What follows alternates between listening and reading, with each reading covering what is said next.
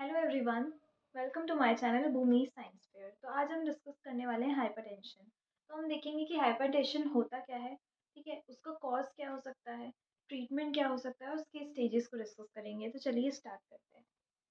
Hypertension also known as high blood pressure, यानी कि अगर किसी का ब्लड प्रेशर जो है वो हाई है तो हम कह सकते हैं ये हाइपरटेंसिव पेशेंट है।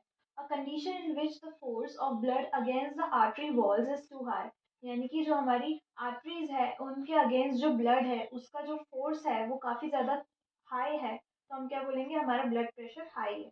When blood pressure is above 140/80 is defined as hypertension।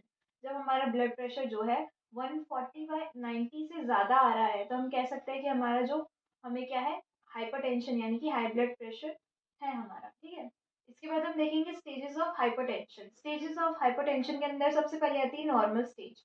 Normal stage क्या है, अगर हमारा जो सिस्टोलिक और डायस्टोलिक जो है वो 120 और 80 से कम है तो वो क्या है, नॉर्मल कैटेगरी में काउंट होगा। एलिवेटेड जब हमारा सिस्टोलिक 120 से 129 तक है तो वो एलिवेटेड में काउंट होगा। डायस्टोलिक जो है वो 180 से कम है तो वो एलिवेटेड में काउंट होगा।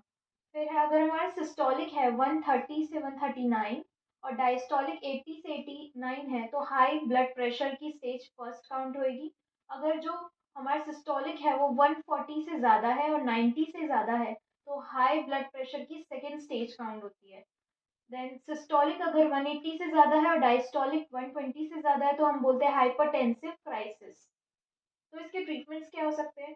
सबसे पहले सेल्फ केयर, तो हमें क्या करनी है, फिजिकल एक्सरसाइजेस करनी है, स्ट्रेस मैनेजमेंट करना है और स्मोकिंग को क्विट करना है। देन मेडिकेशन हम डाययूरेटिक ले सकते हैं, बीटा ब्लॉकर्स ले सकते हैं, एंटी हाइपरटेंसिव मेडिसिन ले सकते हैं और वेसोडाइलेटर्स ले सकते हैं। तो thank you for watching the video.